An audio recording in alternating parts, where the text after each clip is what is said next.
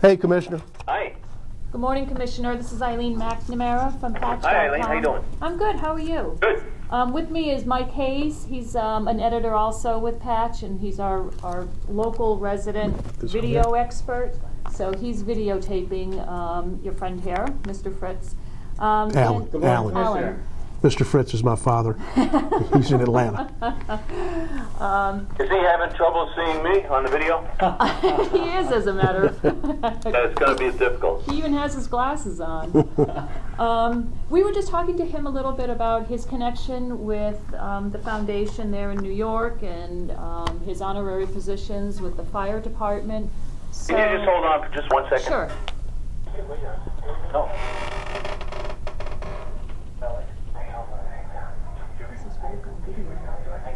How does this work? I'll get some B-roll. I'm going to try to get some 9/11 file photos. We'll put those and we'll have his voiceover. Oh, that's good. Do you need to be closer to get him? I don't think so. I think he'll probably pick it up. I can lay this on the phone if you want me to. It's okay. Okay. I think it's probably good. Is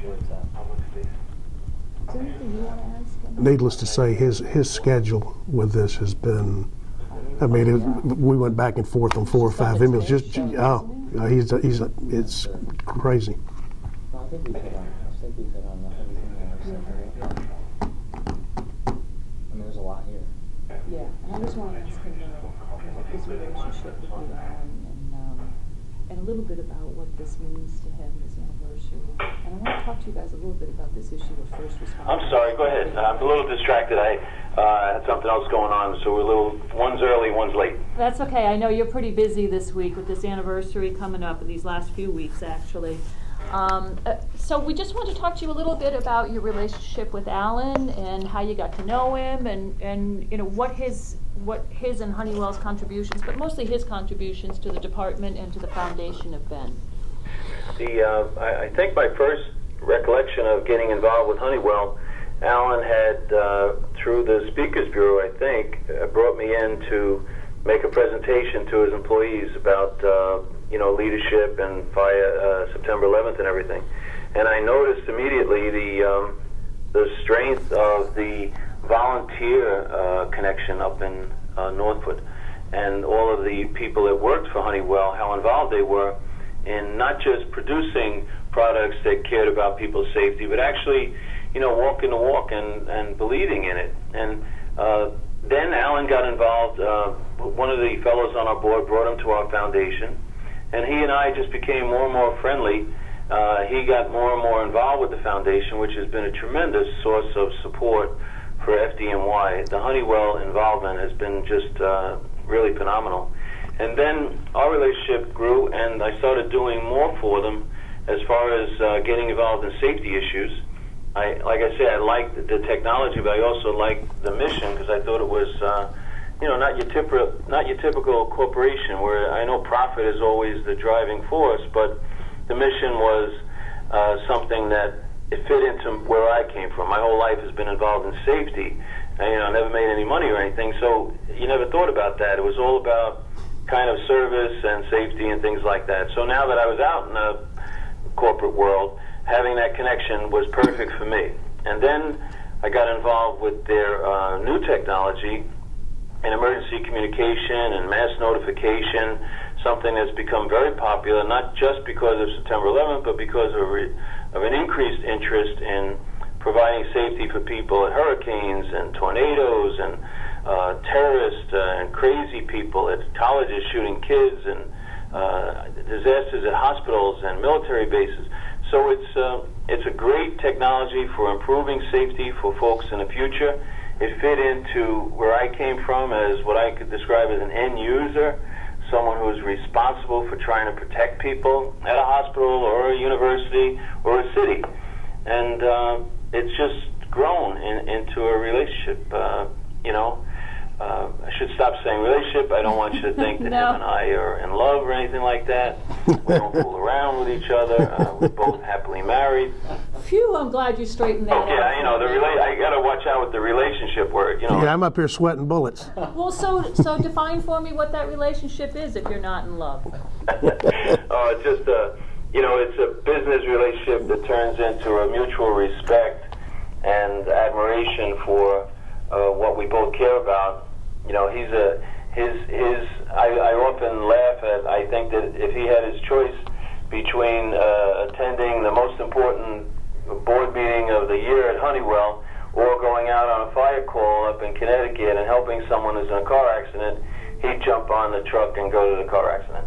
Yeah, he had to turn his scanner down when we came in because he still got it tuned into their own volunteer fire department.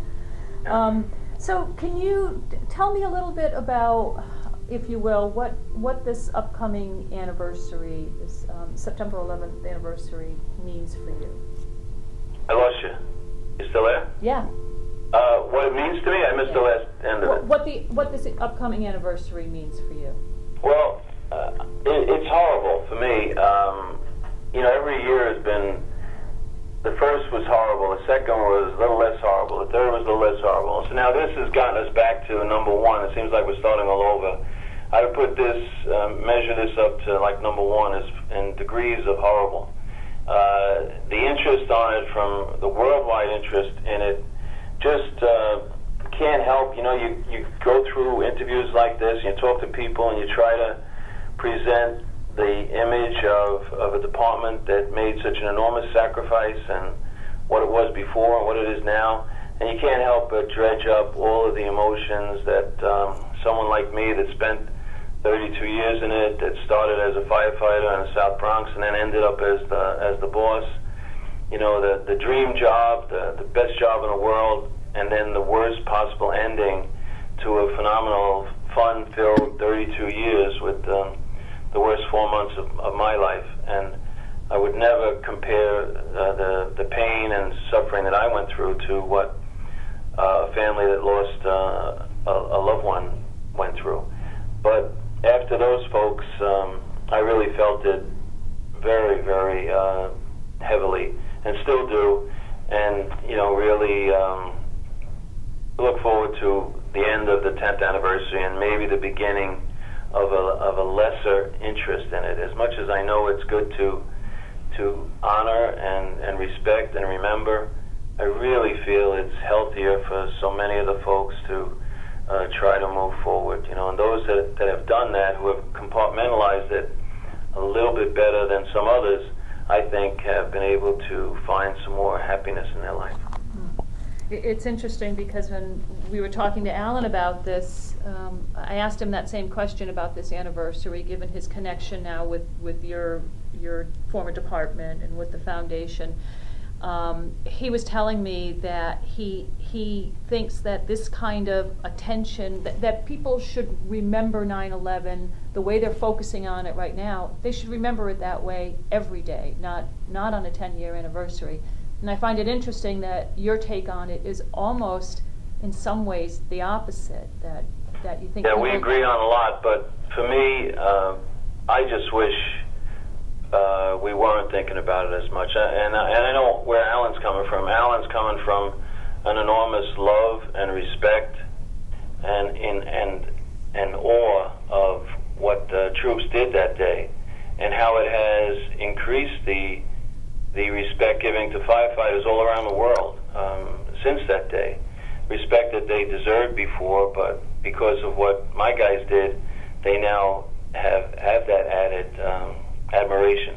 But for me, so close to it, I'd like to see, you know, when I look at it as watching a TV show on the news and watching those buildings drop, and I immediately see one of my friend's kids who were 9 years old watching that building drop every time he turns on the television for 5 years.